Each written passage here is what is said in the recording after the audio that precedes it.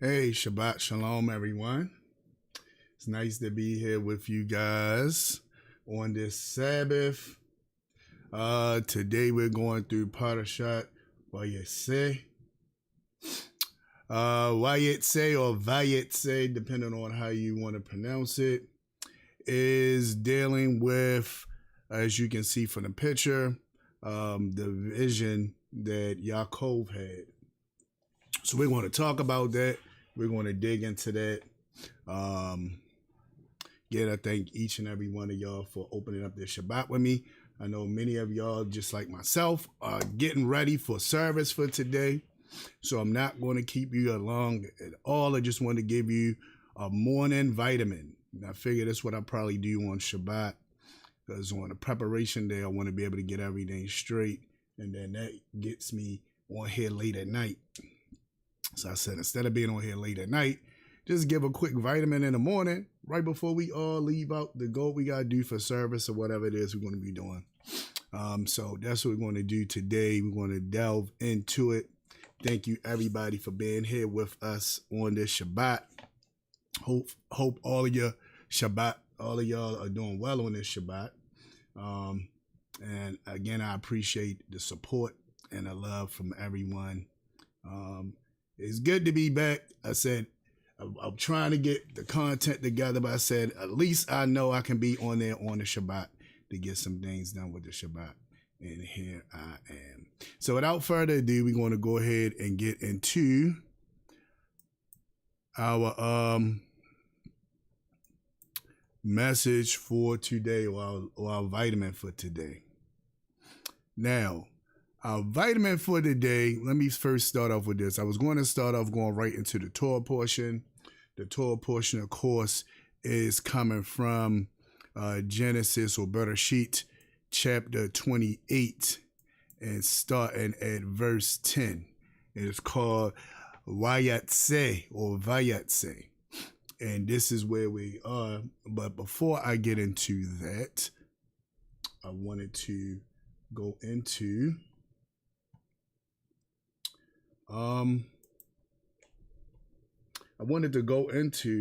something else, but we're going to start off with this first, and then we're going to end up where I wanted to go.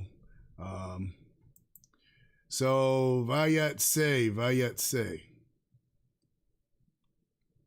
All right, so when you look at Vayetzei, this portion is dealing with Yaakov. And it's dealing with Yaakov when he fled. Remember when Yaakov had to flee? And he fled from before, his father. From before Esau. Because if you remember from last week, Esau wanted to kill him. All right, this is what Esau wanted to do. Esau wanted to kill him. And he said, I got to flee from Esau because he want me dead. So I was like, okay, Esau want me dead. I got to flee from Esau. So he's fleeing. He's on his way. And it says, Vayetzei Ya'acob me be'er Sheva vayelech Haran. It says, and he went, right? Or he left, or he went. Who went? Yaakov, me be'er, from Be'er Sheva to go to Karana. So he's going towards Karana or Karan, right? This is where he's on his way to. It's like, well, why is he on his way to Karan? What's happening? There's a lot of things going on in this to explain what's happening or why he's on his way to Karan. One of the most known things is because he's fleeing from Esau. Esau is his brother. Remember, Yaakov came in last Torah portion. Yaakov came in and he tricked the father. Remember Esau, the father told Esau, go out and hunt game for me so that I can eat, right? And Yaakov and Esau went to go, but his mom, Rebecca, heard So she got word of what was going on. She was listening. She was in earshot. So as soon as he left, she came to Yaakov and said, the time is now. You got to get this blessing. This blessing can't go to your brother. This blessing is yours. So the time is now. I'm going to send you out here to go get this blessing. And as he said, I'm going to send you in there to go get this blessing. And I'm going to prepare these meals for your father. And your father's going to eat these meals. He's going to love it. And he's going to bless you. Now, who best to know how the husband wants his food but the wife, right? She fixes his food. So she knows exactly how he likes it, exactly how it's going to taste it. She's going to make it spectacular. So he goes in, she gives him the skins from the lambs or the goats that she used. She gives him the skins from that. She makes this great stew, really, really delicious delicacies, as they call it. She made these delicacies, right? And then after she made these delicacies, she came and gave it to Yaakov so he could go in and pretend that he made it. And he can go in. But the whole thing, he said, but what if I get caught and he find out it's not me, and then instead of getting a blessing, I get a curse? She said, let your curse be on me. Now, this let us know that they both understood that they was doing something that probably shouldn't be done. But again, they felt like this was in the Almighty's plans. So he's going to let us work this out and get this done. So what did they do? They came in. It was sort of like Little Red Riding Hood. I know many of y'all remember the story of Little Red Riding Hood, where she goes to Grandma's house and she says, Grandma, what big eyes you have. The better to see you with, my dear. Grandma, what big nose you have. The better to smell you with, my dear. Grandma, what big teeth you have. The better to eat you with, my dear. Right? Y'all remember the story, Little Red Riding Hood. We all grew up, well, most of us grew up hearing this story. All right, so anyway, this sort of this case. He comes, he talks, but you know, with people, when they lose one of their faculties or one of their functions, one of their senses, the other senses are heightened. So he comes in. His mannerism and everything in his voice says, this is Yaakov. So he says, who are you? He said, it's me, your son Esau.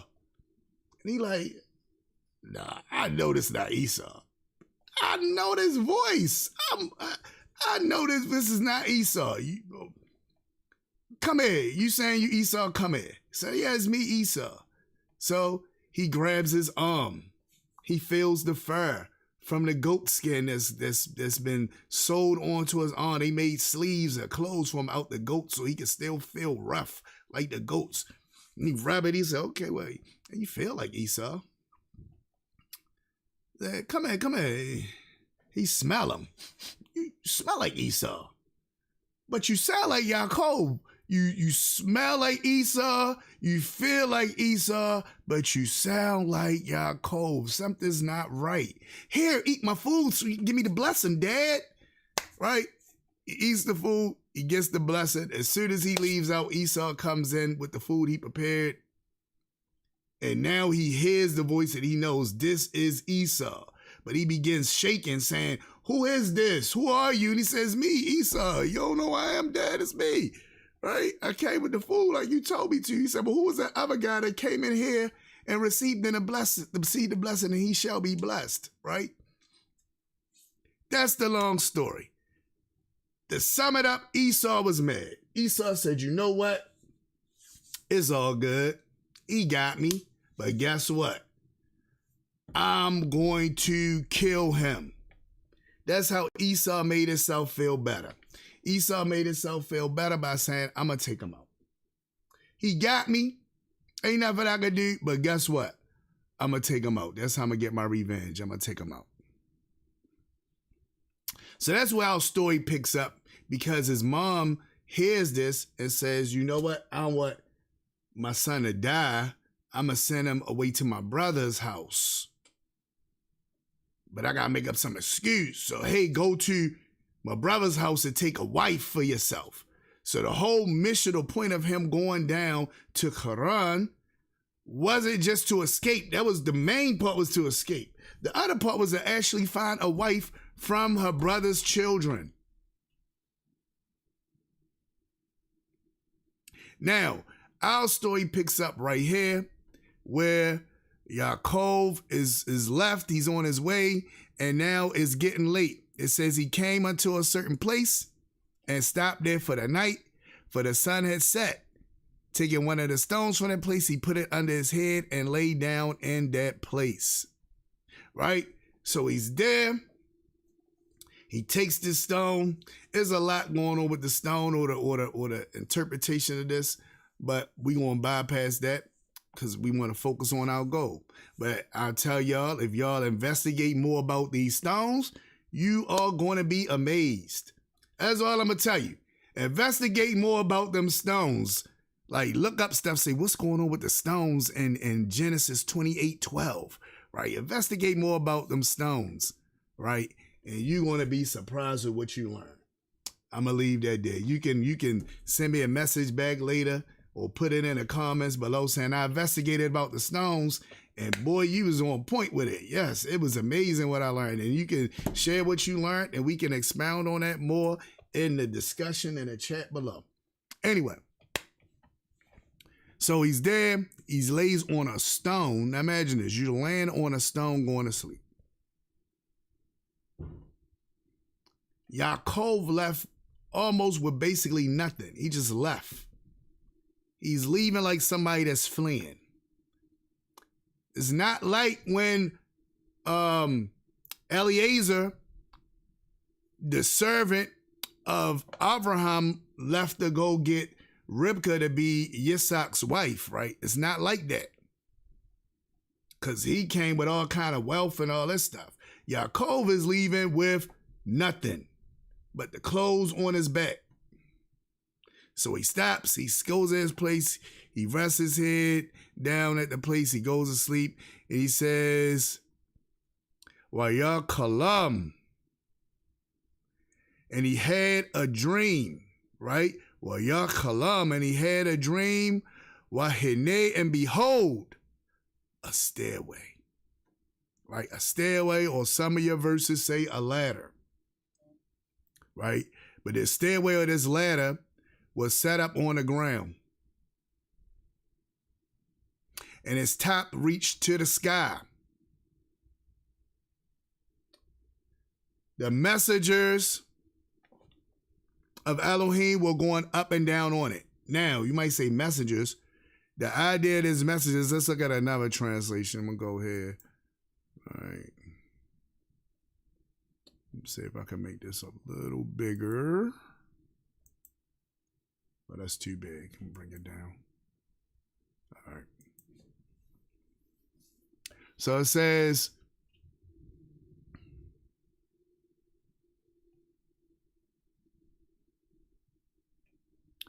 and he dreamed a dream. Oh, I'm glad I came here. All right, guys. I just noticed something. If you don't have the Hebrew Bible and you go to look up the stones of the place, you're going to look at verse 11. And the Hebrew Bible is verse 12. But in the regular King James Bible is verse 11. I might have threw some of y'all off with that. I just happened to realize that when I clicked over to this new King James version versus the Hebrew Bible, they numbered things slightly different. Anyway, it says, then he dreamt the dream, and behold, a ladder. Now notice, it don't say a stairway. It says a ladder was set up on earth, and its top reached to heaven, and there the angels. So not the messengers, even though angels mean messengers, but I just want you to see the context behind this. This is not just regular messengers. This is heavenly messengers ascending and descending. Ascending and descending, right? This is heavenly messengers. Just want y'all to see that, right? All right, look at what it says. It says, and its top reached the heaven. Oh, verse 13. Now, again, in the Hebrew Bibles, be verse 14, but in the King James or any of the other Christian Bibles, it will be verse 13. And behold, Yahweh stood above it and said, I am Yahweh, Elohim of Abraham, your father, Elohim of Yitzhak, the land on which you lie. I will give it to your descendants. Also your descendants shall be as the dust of the earth. You shall spread abroad to the west and the east, to the north and the south, and in your seed, all the families of the earth shall be blessed. Right? It's a lot going on in that.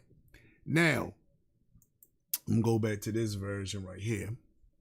This is the JPS version of the Bible Jewish Publication Society. And notice what it says. Look at verse 13. He had a dream, a stairwell, and I want y'all to see what it says about this dream. I want y'all to get an idea what it says about this dream. So let me go ahead first.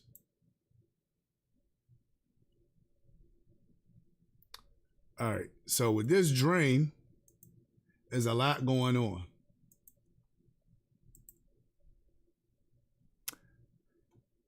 And I want to go to the Midrashim because the Midrashim is going to tell us something. Now, the Midrashim are different writings. Some are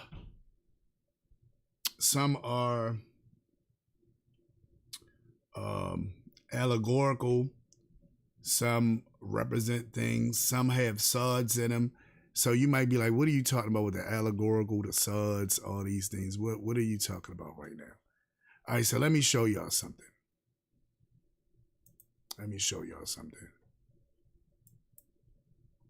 All right, this is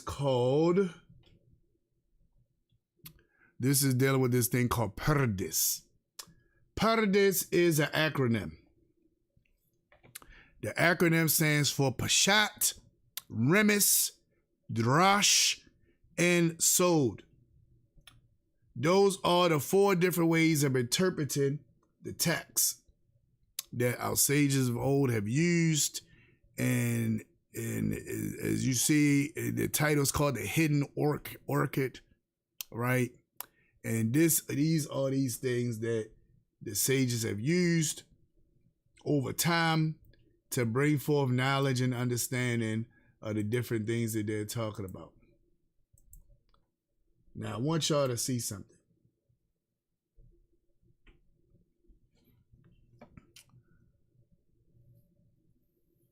Because it's a thing with this, is a saying with this, but I'm going to leave that alone for now because I just really want to get into this and just say these are the 4 methods of interpretation. I don't want to go into all the different sayings. Here it says this, it says that. We gonna go, but we'll talk about that another time because I'm running out of time. I only wanted to be on there for about half hour, 40 minutes to give y'all this vitamin and then pop off. I didn't want to be on here too long. All right, but anyway, you got the Parshat. The Parshat is the plain meaning, the straight meaning, right? It's the meaning of the text where you just read it and it says what it is and that's what it is, right? Then you got the Remes. The Remes means it's something hidden in it. So the Midrash might talk about some stuff that's plain, but it's also going to expound on some stuff that's hinted to. That it says this, but it's trying to get us to see this, right? Now, the drash is also something you'll get out of Midrash, where the drash is going to give you some kind of lesson for the day, like the moral of the story. Now you read something, you say, and the moral of the story was, or if y'all ever looked at G.I. Joe, and it says, now you know, and knowing is just half the battle, right? So that's that kind of thing. Then we got the thing that everybody loves, everybody's so caught up with, which is the soul. The soul is dealing with the mystery, the hidden things. As many people probably trying to find books and all this stuff that got all these hidden mysteries in it. And I always try to tell everybody, before you delve into any of that stuff, you got to have a good foundation of Torah. You want to have a good foundation of Torah before you delve into any of that stuff. Please understand. Don't delve into that stuff without having a good foundation of Torah, because now I can tell you the story about Paradise, right? They say 4 ventured into Paradise. 1 went crazy, right? So 1 went through the methods. He got to that soul. He just knew he understood, and he went nuts. 1 died. 1 stopped believing, period, and became a heretic and just didn't believe no more. And only Rabbi Akiva, as the story goes, came out in peace and shalom. So in other words, you got a 1 out of 4 chance to make it. And that's only if you are good with Torah. Because all those guys was good with Torah. They weren't just regular guys like, hey, I'm going to venture in.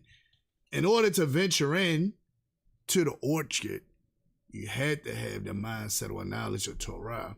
If you didn't, you really in trouble. Anyway, just wanted to leave y'all with that. Now let's go to where I wanted what I wanted y'all to see. And back here. So what I wanted y'all to see back in the text is we're going to read through a midrashim. I'm going to give y'all a piece of a sod that's inside this midrashim. Many people at our congregation, especially that come to our Bible study that we have Wednesdays at 7:30. We have our Bible studies. Many people that come to our Bible studies know exactly where I'm about to go right now. They like, we know exactly where he about to go right now. But I want you guys to see this, so we want to look and see exactly where I'm about to go right now. So this is from the Midrash Tanchuma. Again, I love Sephria because they got all this stuff right here on their site. And I feel like it's awesome because I actually spent a lot of money to buy this whole set of Midrash Tanchuma. Spent a lot of money, and it's on here for free. And I'm like, wow, they give it to you for free. Oh my goodness, I love them. Anyway, I'm gonna continue. All right, so it says, he dreamed, and behold, a ladder set upon the earth, and the top of it is reached to the heavens, and behold, the malachim, or the angels of Elohim, ascending and descending on it. Now, look at what Rabbi Shmuel ben Nathan, or Nachman, declared. This is what he's going to say. These were the guardian angels of the idolatrous nations. Now, why are we talking about idolatrous nations? How do we even get here? What he's saying is this is a remiss and a soul all tied up in one. The remiss is this is hinting towards something else that we going to study, or that y'all might study one day, which is the book of Daniel. In the book of Daniel, the whole book of Daniel is one prophecy being retold over and over and over. And the prophecy was from the time of the Babylonian exile to the end of the world. It's right there. It's foretold. It's told that all the stuff that we done went through is right there in the book of Daniel. That's why a lot of people hate the book of Daniel when they try to get rid of the book of Daniel out the Bible, because when they come and tell you, you can't believe that Bible, you could go to the book of Daniel and say, oh yeah, I can, because the book of Daniel explains it all. Right? Right through. It ties it all in. All right, anyway, so he turns around and he's talking about these idolatrous nations. And you might say, okay, what's the tie-in? Here's the tie-in. He explained further. This verse teaches us that the Holy One, blessed be he, show Ya'acob our father, the guardian angel of Babylon. Now, I'm giving y'all some good stuff. My class probably like, what you doing? because this is some deep stuff, but I'm giving y'all some insight on some stuff, because this is very important in this portion, and I don't want y'all to miss out. Because again, you got a lot of people out here making all kind of videos saying, I don't believe in the Bible because of this, I don't believe in the Bible because of that. This stuff we about to break through right here, I don't know what to tell you. All the people that don't believe, okay, you don't believe. You don't believe. Okay, but guess what? It's showing that it's true. I'm going to continue. All right. The guardian angel of Babylon. What is it talking about? In 605 BCE, Babylon came, conquered Jerusalem, took people captive, majority of the people captive. And when they did this set off the chain of events that started with the empires, because they solidified their empire by having the knowledge of Egypt, because they conquered Egypt as well. They conquered the known world, and they had the Hebrews as their slaves. What do I mean by that? He's tying everything in, because in this portion, Ya'acob is going to become Laban's, this evil man, as we're going to see later on, slave. This is uncle, right? But he's going to become a slave. That's what he's going to become, as Ovid. And the whole point of that whole journey with Ya'acob being gone is Ya'acob making it back to the land. He going into exile. Ya'acob. Who is Ya'acob? Ya'acob is Yisrael. Jamie. Yes, Mama Ann. Is Calvin down there? Yeah, she down here, Mama Ann. Oh, okay. All right. All right, so everybody, that's famous Mama Ann. She came in while I was doing this live. Once y'all like, what is going on here? What's happening? So that's the famous Mama Ann. Every now and then while I'm doing lives, y'all might hear her call down here for me. So it is what it is. Anyway, now back to what we was talking about.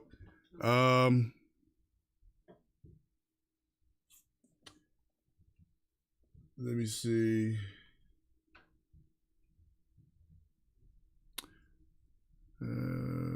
Goodness.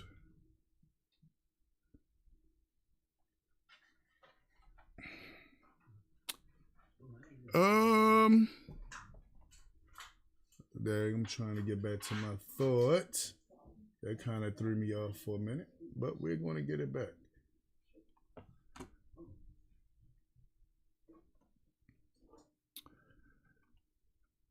Oh goodness. Anyway, let me try to get back to my thought.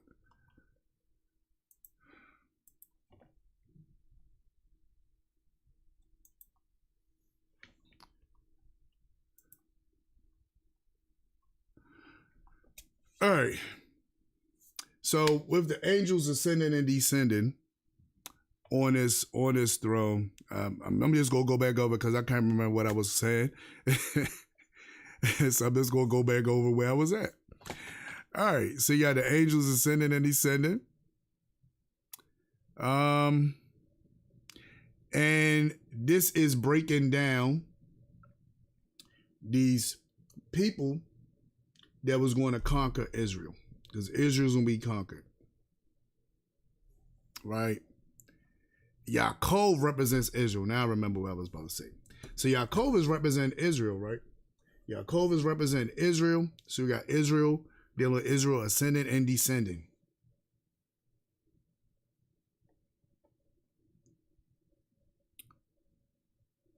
Ya'acob is Yisrael. So it's showing us Yisrael going into exile.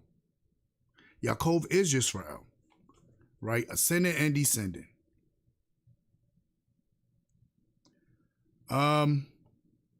That's what, I'm all confused with it now. I'm sorry, guys. Anyway, let's get to what he was saying. Then it'll come to me as we saying. So he says, the guardian angel of Babylon ascending 70 rungs of the ladder descending, right? So the rungs, or how much it went, is how long that kingdom was going to be in power. So that kingdom arose the power for 70 rungs, then it came down. Then the guardian angel of Media ascended for 52 rungs and came down. Now, why is it named in Media? It's named in Media because Media and Persia joined together. We know it today is just Persia, but it actually was two kingdoms, it was Media and Persia. They joined together and they ascended and they came down. That's because Media and Persia is the next empire that conquered that conquered Babylon. Babylon was the first empire. It established everything. As the book of Daniel explains, if you go through it, it was the head of gold. They was the lion with the eagle wings. All that was Babylon. After Babylon, another kingdom came and took Babylon out. The kingdom that came and conquered Babylon was Media and Persia. They combined themselves, right? Persia overtook Media, so that's why most of us only today only know Persia. But as we see, the sages of old still remember Media, so they say Media. But it actually was Media and Persia. They came together. They did it. After that, it says the guardian angel of Greece ascending and descending, right? So Greece conquered Media and Persia. Now, what you need to think within yourselves is who conquered Greece? Who caused Greece to fall? So the people who caused Greece to fall was what we call Rome. But look at what the ancestors called them. Ancestors didn't call them Rome. It says the guardian angel of Edom ascending a ladder, right? And Ya'acob did not know how many rungs the ladder the guardian of Edom mounted. So you don't know how many because it seemed like he was going and going and going and he was never going to come down. So look what it says. Perhaps Edom will never be compelled to descend. What did the Holy One, blessed be he, said? He said to him, fear not, O Ya'acob, my servant, neither be dismayed, O Yisrael. For even though you see him ascending unto my throne, as though that were possible, I will cast them down. As it is said, though thou wert to rise as high as the eagle, and though thou set thy nest among the stars, I will bring thee down from thence, says Yahweh. And that's from the book of Obadiah, right? So all this is based off of this one little part right here. This is how it works. This one little part right here. They got all that from off of that, where they saying Edom. And who is the person that he's fleeing from right now? Who's the main person Ya'acob fleeing from right now in the story? It's Edom. It's Esau. Esau is Edom, right? So that's the whole concept with this in this passage, right? That's the whole concept with this in this passage.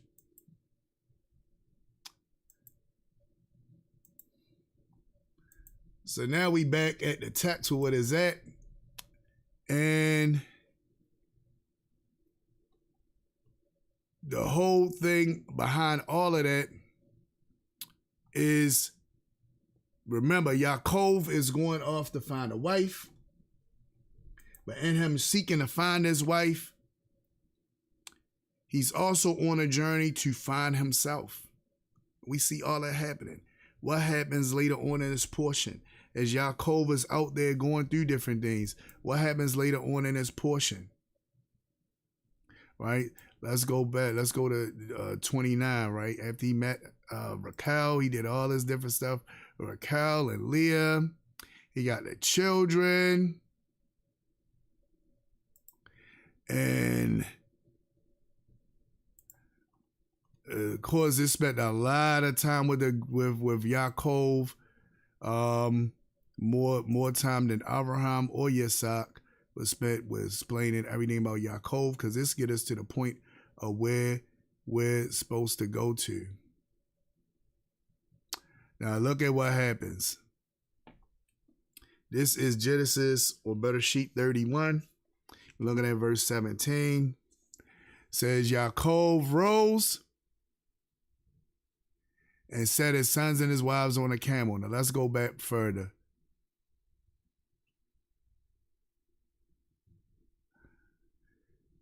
Because remember, this is when Yaakov had made a deal with Lavan. And look at what happens. He made this deal with him, but each time he cheated him, right? But he's still serving him, right? Because he's his servant. We got to understand he's his servant. The word for servant is Oved. Oved means slave. So he's Lavan's slave. He's his Oved. He's being taken advantage of. All of this. He's not treating him like a son-in-law. He's still treating him as a slave that he gave wives to, which he's going to say later on when he lets Yaakov know that the wives you got are mine, the children you got are mine, everything is mine, right? This is what he's going to tell him in the end, right? But I just want y'all to get a glimpse of this because I want y'all to see the transformation of Yaakov. Remember, Yaakov went there, he's fleeing. He did some stuff he wasn't supposed to do. He's fleeing for his life. How did Yisrael go into exile? Yisrael went to exile because we did some stuff we weren't supposed to do. We got sent to exile, right? Now, while in exile, he's going through all these different ordeals, but the whole point of all of it is to bring him back to him. So what does it say?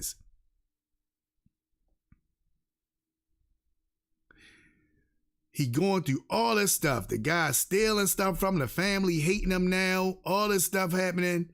And he says in verse, I went down too far. In verse 2, and Yaakov saw the countenance of Lavan, and indeed it was not favorable towards him as before. Then Yahweh said to Yaakov, return to the land of your fathers, to your family, and I will be with you. This is the calling, right? This is the calling many of us received. Return to the land of your fathers. How you going to return? By grabbing hold of the Torah. That's how you're going to return. So the only way to return is to grab hold of the Torah. So he said, and this is what they saying is hinting towards. That's why they explained that and put that, because they saying just like he was in exile, the nation is in exile. Just like he has to return to his family, the nation had to return to the family. How is the nation to return to the family? By keeping the Torah. And you might say, come on, Ak, let's go to Devarim, Deuteronomy, right? We go to Devarim, we're going to go to chapter 30. Look at what it's saying. Let's read verse 1. So this is Devarim 31. Now it shall come to pass when all the things come upon you, the blessing and the curse which I set before you, and you call them to mind among all the nations where Yahweh Elohim drives you. And you return to Yahweh Elohim and obey his voice according to all that I command you today, you and your children, with all your heart, with all your soul. Right? So what is it saying? Look at what it says again. You return, right? See, it's all about returning. Returning. You return to Yahweh Elohim and obey his voice. This is how you return. This is how you come back. Return to Yahweh Elohim and obey his voice. According to all that I command you today. So according to all that I command you today, this is what you do. What is this going to do? Not just you and your children, with all your heart, with all your soul. That Yahweh Elohim will bring back your captivity. So he's going to return you, right? He's going to stop that captivity. He's going to bring you back from your captivity. Have compassion on you and gather you from all the nations where Yahweh Elohim has scattered you.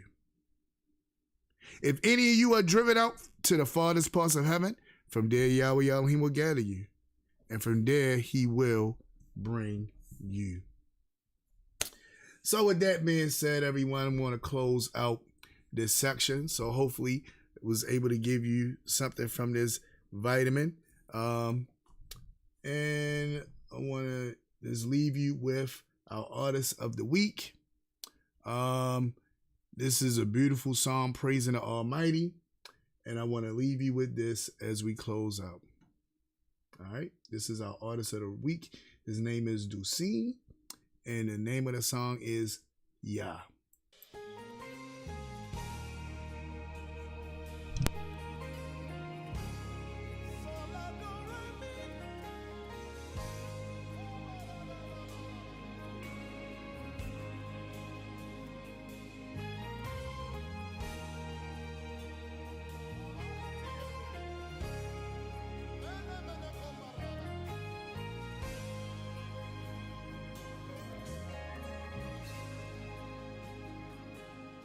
Generations after generations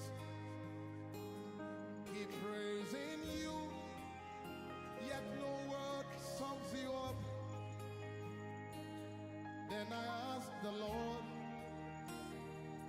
what name fits you? And he said, yeah.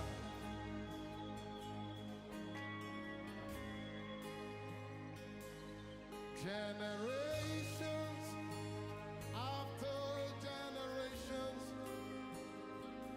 keep praising you, yet no word sums you up. Then I asked the Lord, what name fits you? And he said, yeah.